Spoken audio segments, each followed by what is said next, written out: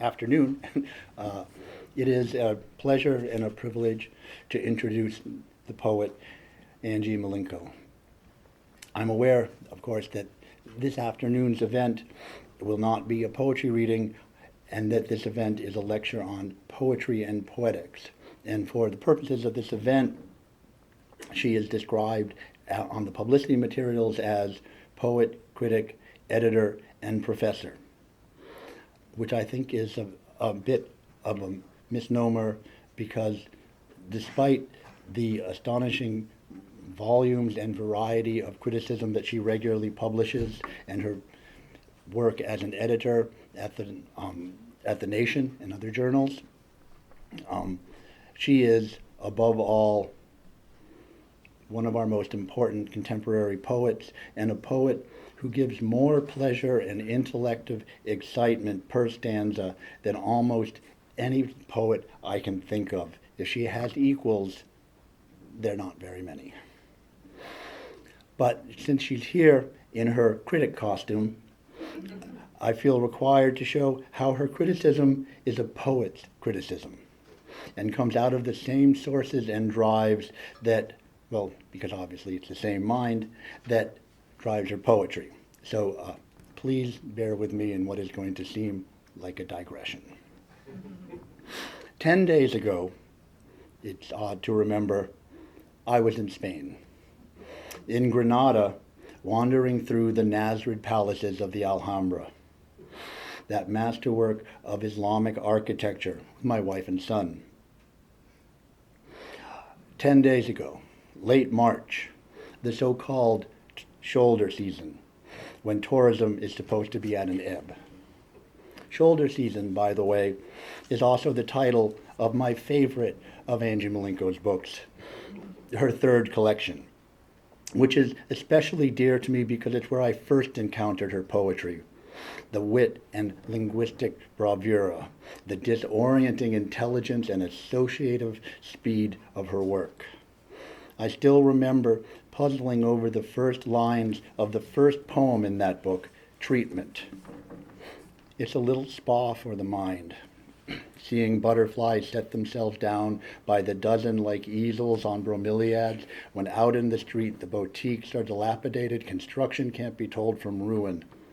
A single taste bud magnified resembles an orchid, but what that one's drinking from is a woman's eye, which must be brineless.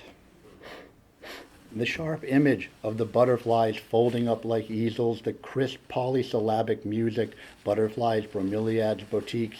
But where did that magnified taste bud come from? Whose eye?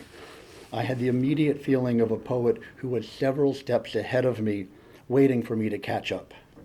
And I've been following her work ever since.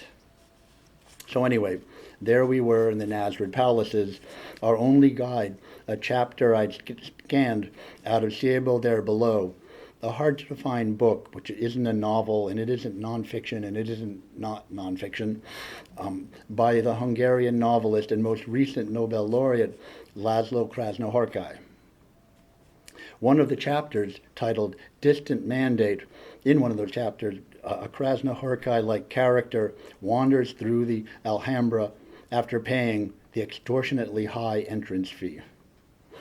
Distant Mandate, by the way, is also the title of my favorite collection of Ange Mlinko's poetry.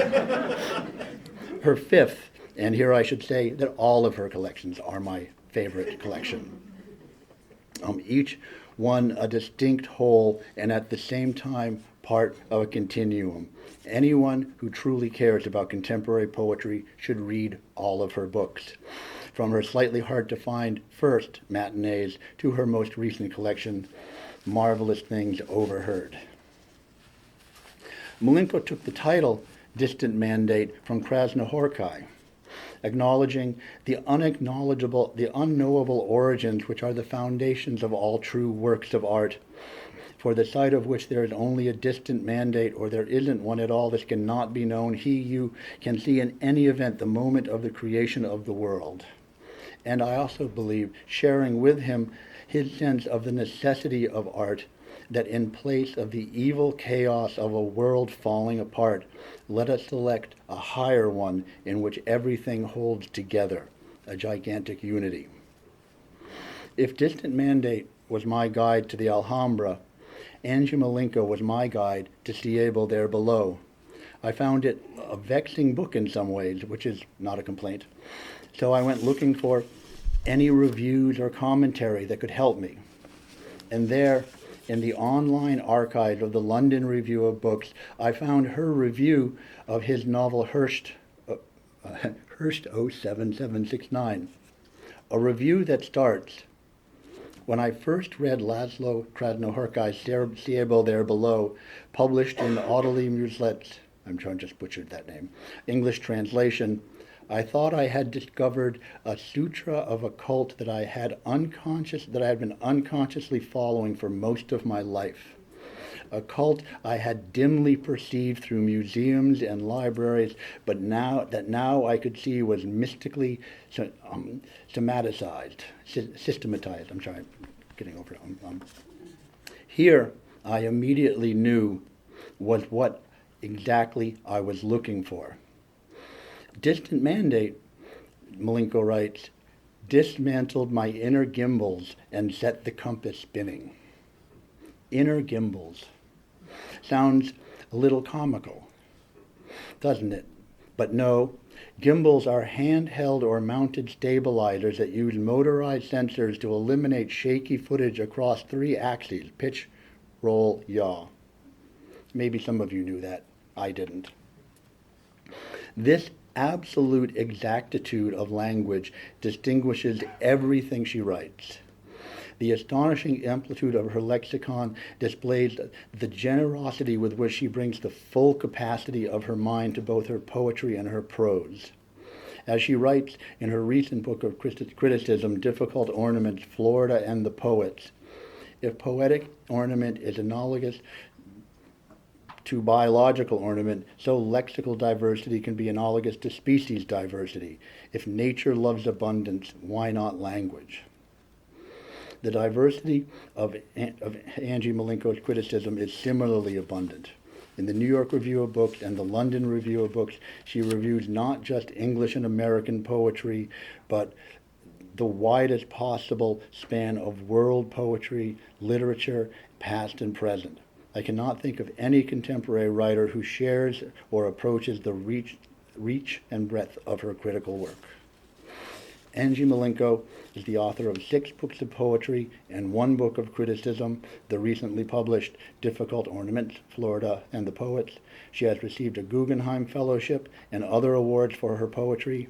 She is a professor of English and creative writing at the University of Florida. Please join me in welcoming her to the stage for the 9th annual Lee Scheingold Lecture on Poetry and Poetics.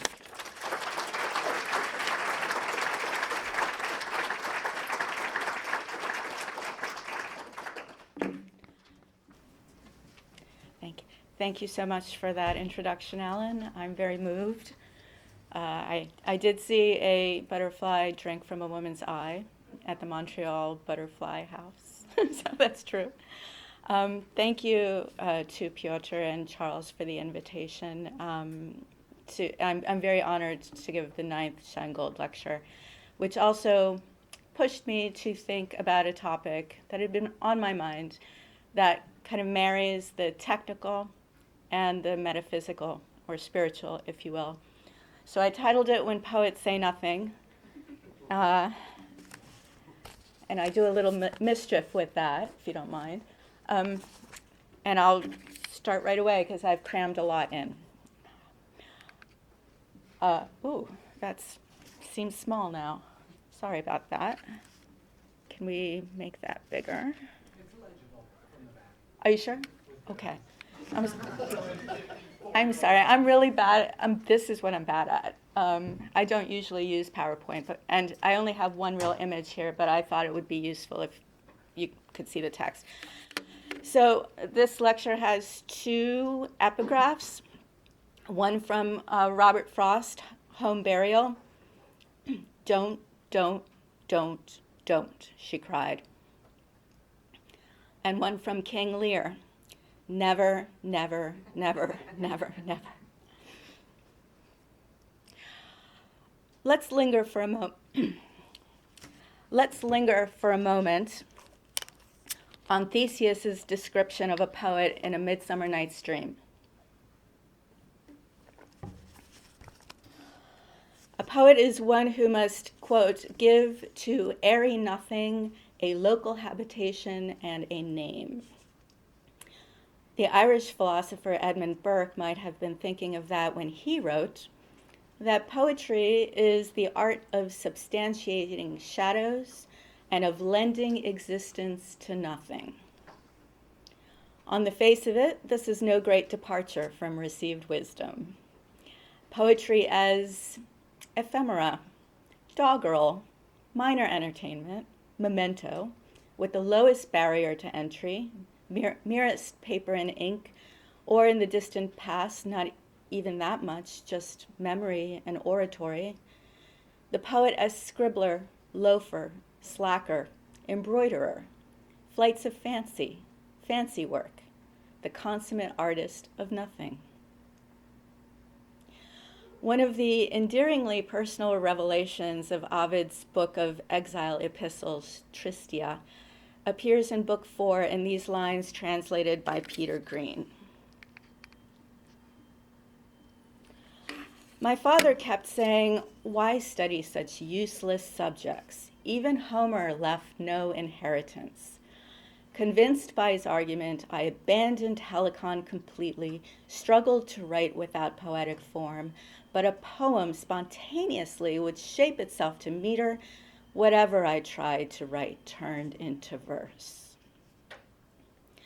So even Ovid, that giant of classical literature, attempted to divert his talents into something more useful. In his case, become a lawyer.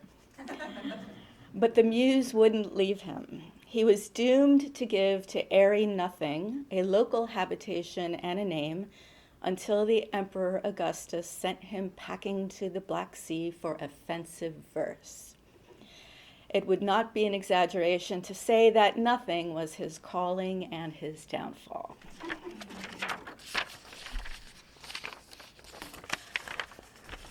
The American poet Mark Strand gave a talk on nothing some years ago, and he faced the conundrum with humor. Let me begin by saying that I know nothing, which is really why I am talking about it as if it actually existed, when I know all the while that it does not exist. Since it has no form, present or otherwise, it is unrecognizable.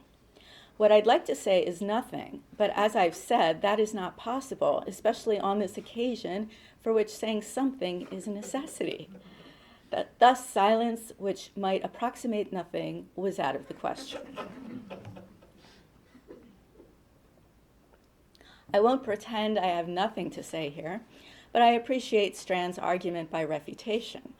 Strand was being Socratic when he disavowed knowledge, I know nothing, since it was Socrates who would claim ignorance of an issue to get his interlocutor to dig at the roots of an argument's premises.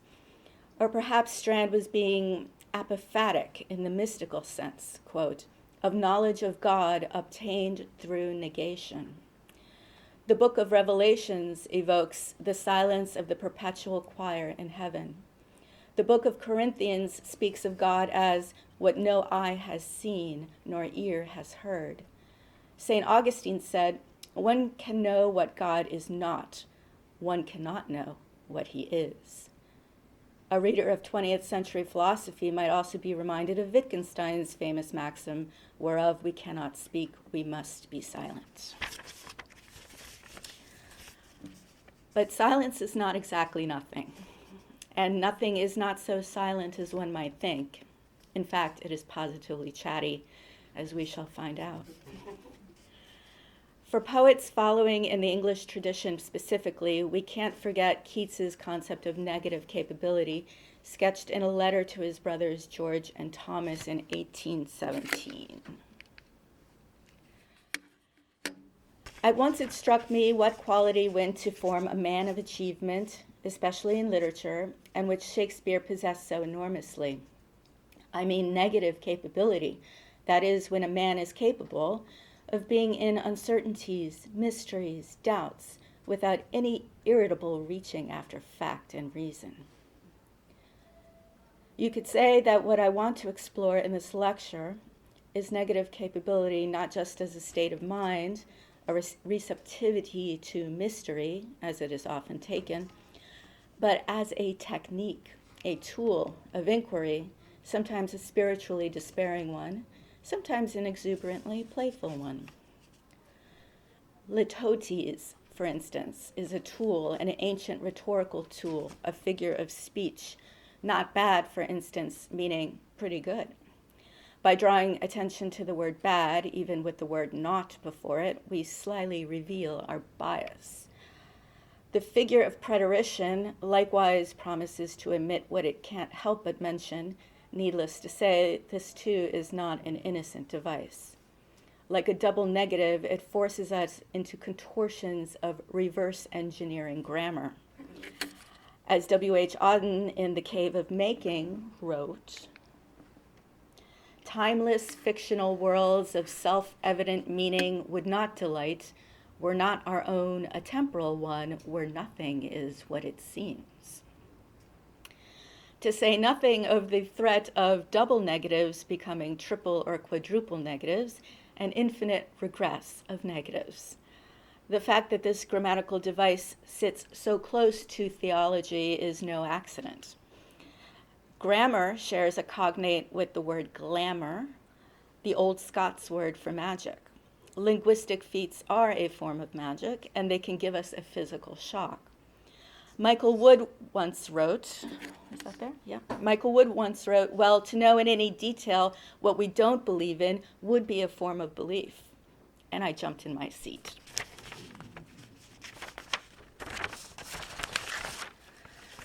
It all begins with this paradox.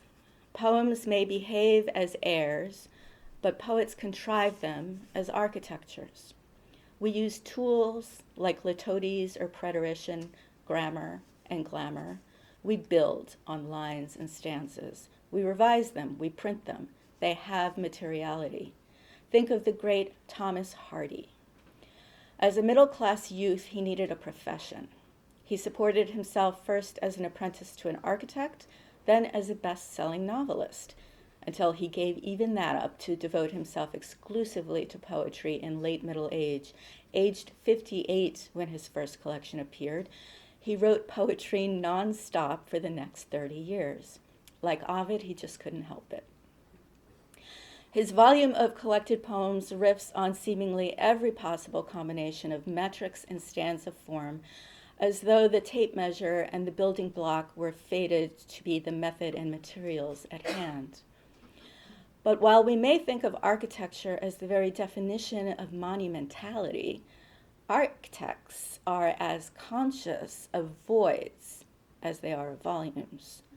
They grapple with tension and compression, invisible forces which must be measured exactly, for our roofs depend on it. Voids and invisible, inescapable forces are integral to Hardy's poetry, both in subject and in form. The device most evocative of these voids are negative grammatical constructions, of which litotes are a species. Hardy uses these in his poetry relentlessly. No, not, never, neither, nor. In his elegy to my father's violin, he writes, where no fiddling can be heard in the glades of silentness, no bird thrills the shades, where no viol is touched for songs or serenades, no bowing wakes a congregation's wonder. He must do without you now, stir you no more anyhow. Hardy is also fond of putting the prefix un before his words to create his negations. At the end of the dramatic monologue, Tess's Lament, we read the brutal lines. It wears me out to think of it, to think of it. I cannot bear my fate as writ. I'd have my life unbe. Would turn my memory to a blot, make every relic of me rot. My doings be as they were not, and gone all trace of me. Here we have the feral rhymes blot, rot, not. Here too the neologism unbe in the line, I'd have my life unbe. It comes as a vicious surprise, and with the recognition of its meaning, a shudder. What an ugly word, unbe. It reminds you that unclean is even dirtier than dirty. Unwholesome, unwelcome, unworthy, unnatural, unholy, unfinished, unutterable. These negatives intensify their traits by conjuring their opposites in the same breath as they annihilate them. As Joseph Brodsky admonished, for in order to know the value of a negative epithet, one should always try applying it to oneself. Here are more examples of Hardy's technique. And I shall traverse old love's domain never again. Till my last day, what I discern, I will not say. They know earth's secrets that know not I. You did not come, you love not me. We stars must lend no fierce regard to his gaze so hard, bent on us thus, must scathe him not. All of Hardy's monumentality is undermined by his negatives. Even as he builds and builds on stanzas, the negations undo the work simultaneously, a bit like the figure of Homer's Penelope doing and undoing the shroud on her loom at the same time.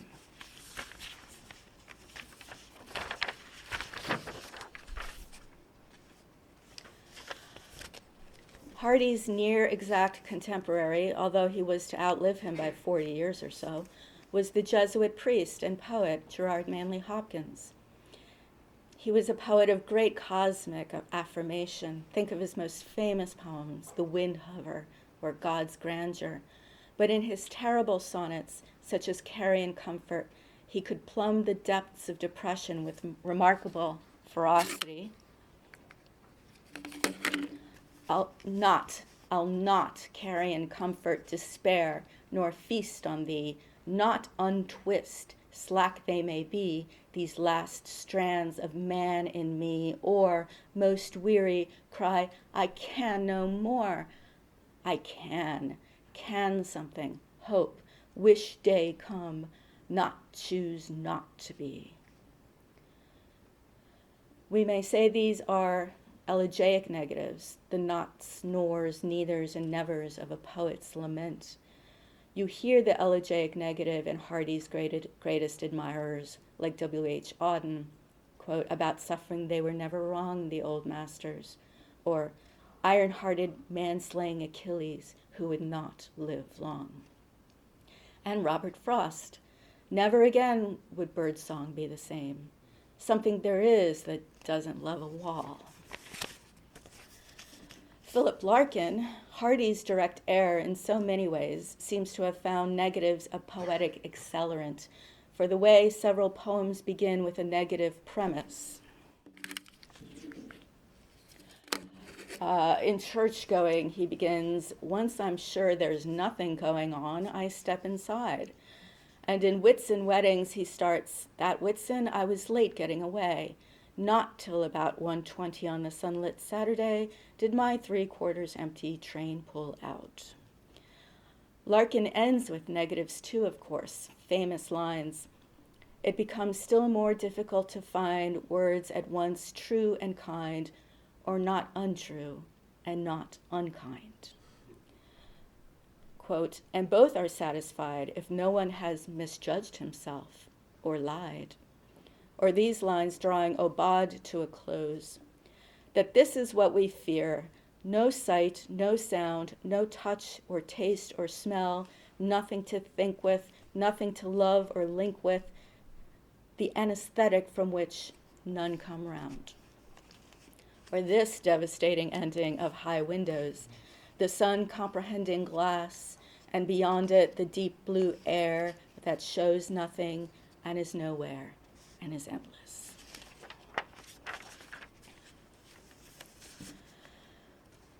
But is the elegiac negation a modern mode? In the Renaissance, the negation was an ironic device to be toyed with. It could signal a note of defiance that reversed into full-throated triumph, as in John Donne's sonnet, Death Be Not Proud, which ends with, Death, thou shalt die. Why do Shakespeare's famously celebratory sonnets begin with negatives? Not marble nor the gilded monuments, then let not winter's ragged hand deface. Since brass nor stone nor earth nor boundless sea, I never saw that you did painting need. They that have power to hurt and will do none, they lead to reversals that affirm rather than deny. My mistress's eyes are nothing like the sun, and yet, by heaven, I think my love as rare as any she belied with false compare. Michael Drayton began a love sonnet memorably with, nothing but no and I and no. Here he is playing a language game with his lover who keeps saying no to him, whereas he, the I, pronoun I, insists I, A-Y-E, with this affirming no, denying I. So many knots to unpick. One starts to think that these poets exulted in saying no for its own sake, with a core sense of disagreeableness, even rebellion, deep in the foundation of the lyric impulse. Emily Dickinson, who of course quipped, I'm nobody, who are you?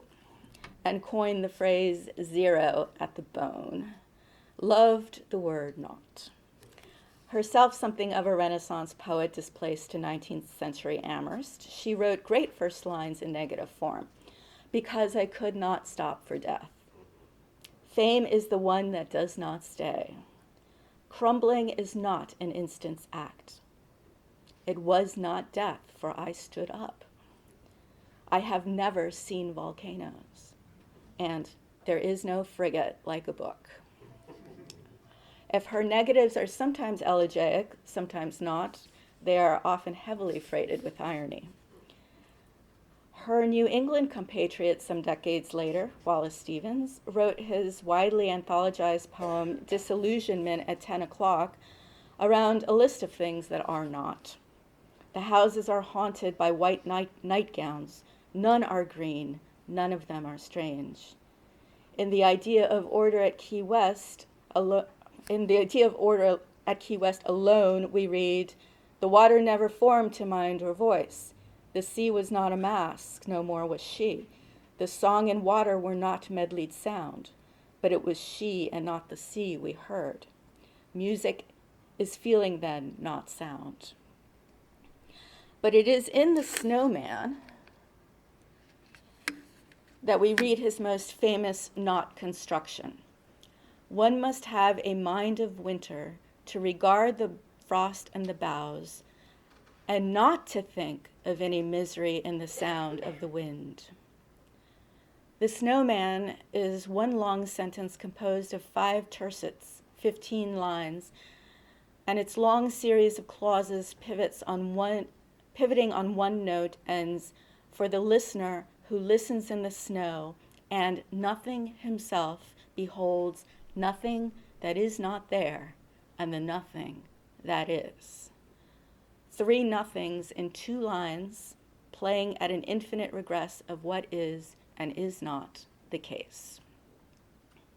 So within Stevens's one-sentence poem, we leap from a grammatical not to a metaphysical nothing, which circles back to another poem of Dickinson's.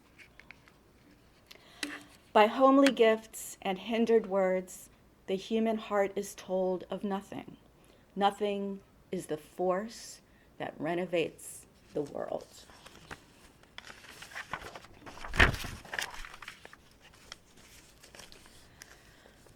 Let's consider nothing for a bit. Synonyms: zero, zilch, null, nil, nada, Spanish, nout, British, not, obsolete, ought, ditto, cipher. The word nothing denotes a null set, but very easily becomes an entity in its own right. That's just what language does. It fabricates.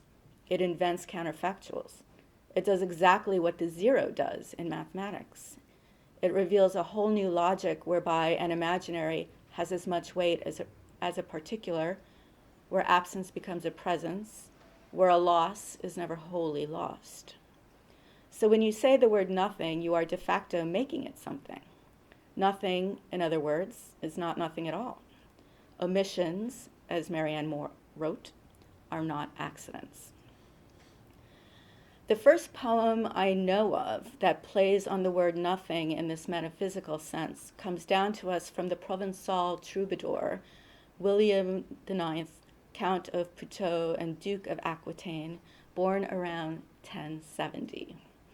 As W.S. Merwin put it in his book, The Maze of Ventadorn, William was powerful in every respect, a big man, decisive and full of energy, who at the age of 15 had inherited domains larger and richer than the territory of his titular lord, the King of France, to whom he accorded a grudging allegiance. Headstrong, impatient, self-assured, one of the dominant political figures of Europe, William was made and he behaved in a grand manner.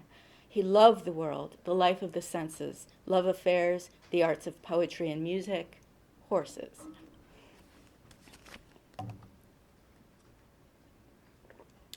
When we think of troubadour poetry, we think of love poetry, particularly the poetry of courtly love, a longing from afar, a blazon extolling the beloved's physical parts.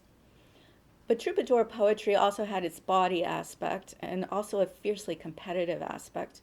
It is from these men and women, the trouborites, that we have inherited the tricksy forms of Sistina and Villanelle. The troubadours liked to compose difficult forms and riddles for each other. And so, from the 11th century, we have as an example of what may be a riddle poem, in any case, a very enigmatic poem, written by William the Duke of Aquitaine, ostensibly while falling asleep on his horse. Perhaps that other William, Yeats, had him in mind when he wrote in his autobiography that he wanted, quote, metrical forms that seemed old enough to have been sung by men half asleep or riding upon a journey. Merwin translated the Duke's, this Provençal, not my language, ferai envers de droit rien, as I'll make a song of pure nothing. But I prefer the Canadian poet Lisa Robertson's translation for its pure exhilaration. I'll turn a rhyme about sweet fuck all. None of me in it, nor you. Nothing loves, nothing's young, nothing at all. Nothing came to me while napping on my horse. We can now add sweet fuck all to our list of synonyms for nothing. Is this a burlesque masquerading as nonsense, or an existential poem masquerading as comedy? The narrator reduces his identity to nothing. He says he wasn't even born of woman, and goes on not only to couch every statement in negatives, but to negate every statement that came before it. He is neither happy nor unhappy, neither asleep nor awake. His heart is broken, but he doesn't care. He's sick and he's either going to die or he isn't, because the doctor is either a good one or he isn't. After a few stanzas riffing in this manner, the song turns into a lampoon of a love poem. He has a lover he's never seen. She does him neither good nor ill. When he doesn't see her, he's just fine. Another girl is even more charming. He's made a verse, but it belongs to nobody, so he'll give it to some passerby to take to Anjou, where someone will receive it and send back an answer. William of Aquitaine manipulates his words, especially the word nothing, like puppets.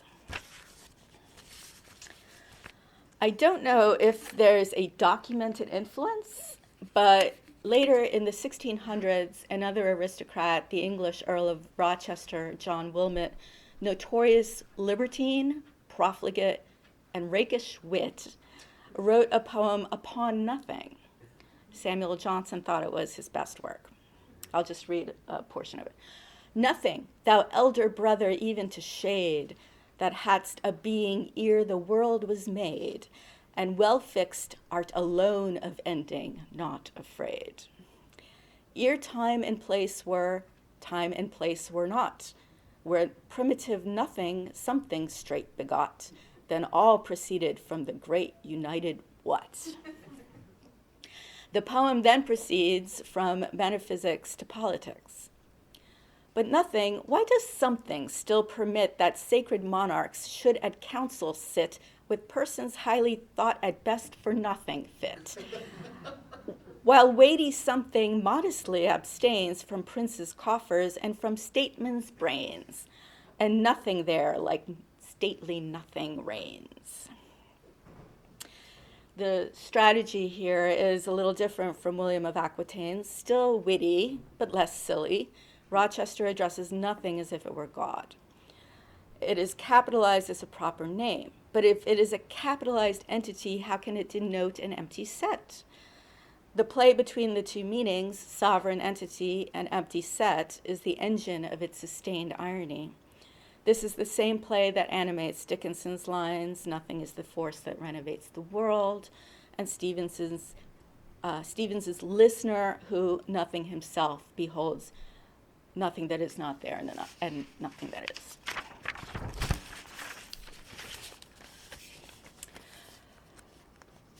Tom Gunn published The Annihilation of Nothing in his 1961 collection, My Sad Captains. It is the second poem in his book, following on his oft anthologized Ode to Caravaggio in Santa Maria del Popolo.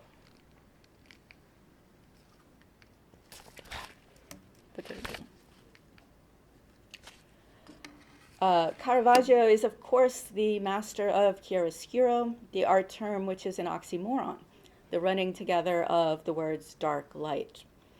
Gunn looks closely at Caravaggio's 1601 painting, The Conversion of St. Paul, and notes, quote, "I see how shadow in the painting brims with a real shadow, drowning all shapes out, but a dim horse's haunch and various limbs until the very subject is in doubt." That is, we are rather baldly in the realm of Burke's substantiating shadows. Various kinds of shadow exist to eclipse one another. The painting itself in real time hangs in an alcove of a church, the Santa Maria del Popolo. Gunn must wait for the optimal hour in the day when the angle of the sun illuminates this spot. The painting's dramatic chiaroscuro illuminates some details, the horse's haunch, the sprawling limbs of the fallen rider, Saul turning into Paul, and obscures others. Then Gunn marshals the facts of Caravaggio's life, not the life of a saint at all, but a brawler, and the consort of whores and thieves and sharpers. He seems to have died from a knife wound, just as he himself had once stabbed a man to death in Rome, and had to skip town to avoid execution. The criminal artist has become a figure of fascination for his refusal to be good. And this darkness in the man, or say the contrast between the darkest darks and the lightest lights in man, seems to correspond to the tenebrism in the paintings. He was, as they say, a polarizing figure. Gunn gets at this in the final paradoxical lines of his poem, which seems to apply to the outstretched St. Paul on the ground as much as the man who painted him. Quote, "For the large gesture of the solitary man, resisting by embracing nothingness." And you can see the void at the center of the painting, suggesting itself to Gunn as nothingness. This turns out to be a lead-in to the second poem in the volume, The Annihilation of Nothing, which seems to have sprung from the previous poem's final word. Written mostly in terza rima until its closing line, standing alone, turns the previous tercet into a concluding quatrain. It is faintly reminiscent of the Earl of Rochester's Upon Nothing, which is also written tercets. Nothing remained, nothing, the wanton name that nightly I rehearsed, till led away to a dark sleep, or sleep that held one dream. In this, a huge, contagious absence lay, more space than space, over the cloud and slime, defined but by the encroachments of its sway. Stripped to indifference at the turns of time, whose end I knew, I woke without desire and welcomed zero as a paradigm.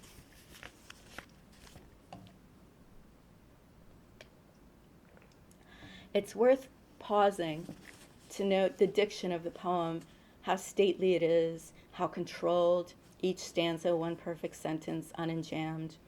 The oscillation between Anglo-Saxon and Latinate words, the almost anachronistic word wanton, catapulting us into the terrain of the Elizabethans. And Gunn did wistfully admit to wishing he could have been an Elizabethan poet. As the Elizabethans were consummate punsters and paradox crafters, Gunn begins the poem with a straightforward pun and paradox. First in the title, The Annihilation of Nothing, which amounts to a reductio ad absurdum, the reduction of nothing to nothing, and the oxymoronic first words of the poem, nothing remained, in both senses. The poem turns, however, after the instantiation of this bad dream. Here's the volta. But now it breaks. Images burst with fire into the quiet sphere where I have bided, showing the landscape holding yet entire. The power that I envisaged, that resided ultimately in its abstract devastations, is merely change. The atoms it divided complete in ignorance, new combinations. Like a vision out of Lucretius or Ovid, whose Metamorphosis, after all, posits that nothing dies but changes form, Gunn banishes the idea of nothing with an act of poetic magic. Look upward, neither firm nor free, purposeless matter hovers in the dark. That is, we are returned to Dickinson's version of nothingness, pure potential, the force that renovates the world. By juxtaposing his poems of Caravaggio's St. Paul in Chiaroscuro and The Annihilation of Nothing, Gunn seems to explicitly say that only art conquers the darkness of nothingness, and nothingness itself is the ground out of which creation emerges anew. So be not afraid.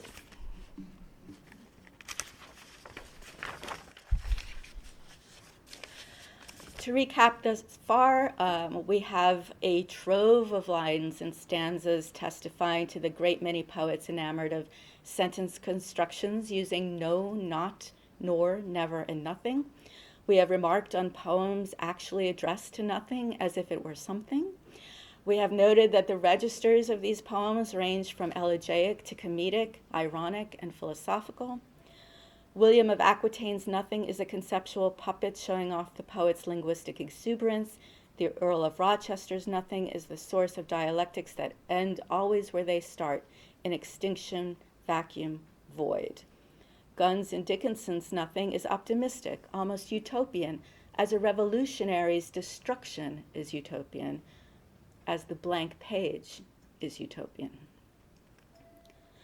I want to mention, just as an aside, that the Hindu Arabic numeral system, which succeeded the old Roman numerals, revolutionized mathematics in Western Europe around the 11th century through the Moors of Andalusian Spain. This included the concept of zero, which had hitherto been anathema to Christians.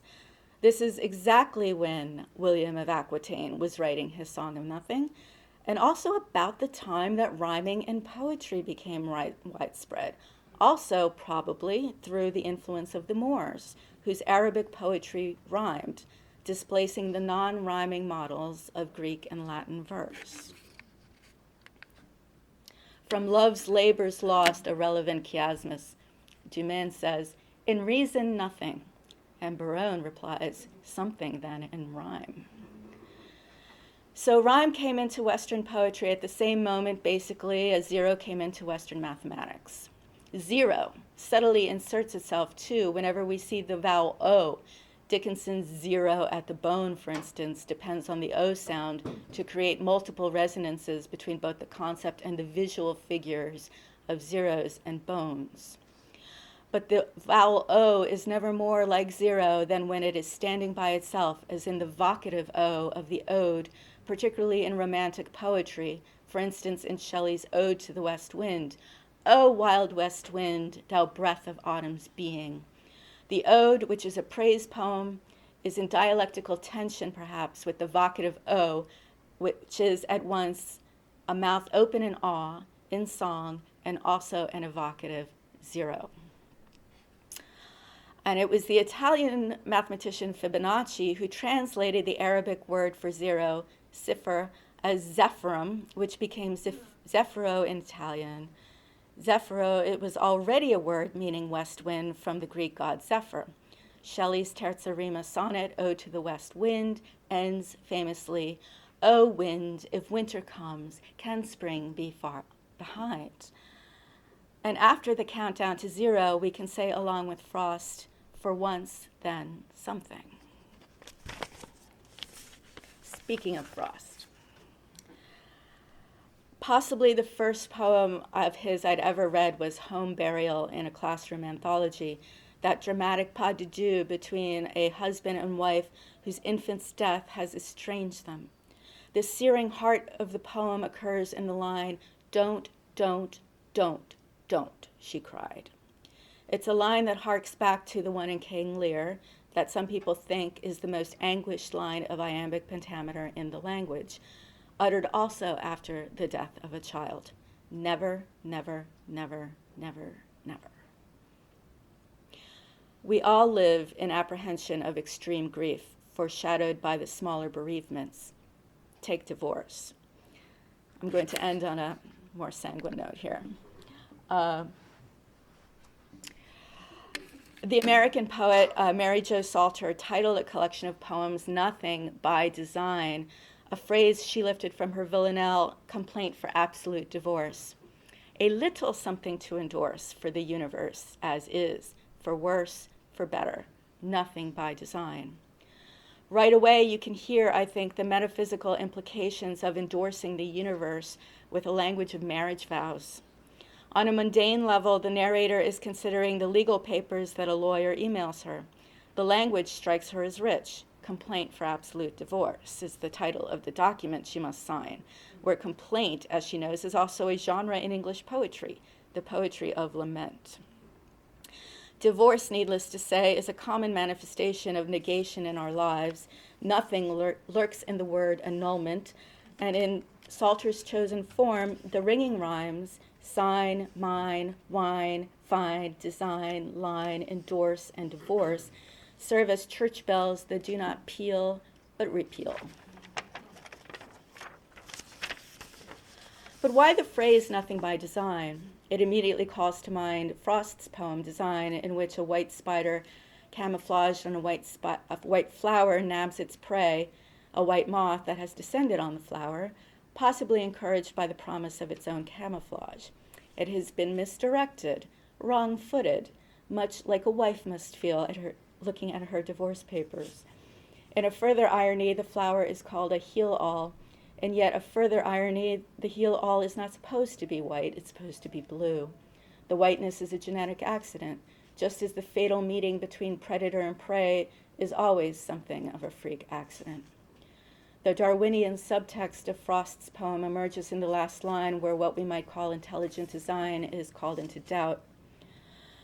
What has that flower to do with being white, the wayside blue, and innocent heel-all? What brought the kindred spirit to that height? Kindred spider, did I just say spirit? The kindred spirit. Kindred spider to that height, then steered the white moth thither in the night. What but design of darkness to appall, if design govern in a thing so small? Frost's metonym of a wedding, and an evil one at that, returns us to Salter's villanelle. To what does nothing by design refer? Is it the antecedent, the universe, an indifferent stage for our drama, for worse, for better? Or is it divorce itself, which takes place not by design? Nobody expects a marriage to be dissolved when they enter into it. What isn't ironic about nothing by design when the poem is a villanelle, the most tightly knit of closed forms? So many accidents in the world, both Frost and Salter seem to say, the accident of moths like brides and brides like moths, lured by the promise of flowers that look pure but harbor malicious spiders. Yet there's nothing accidental about either Frost's sonnet or Salter's Villanelle.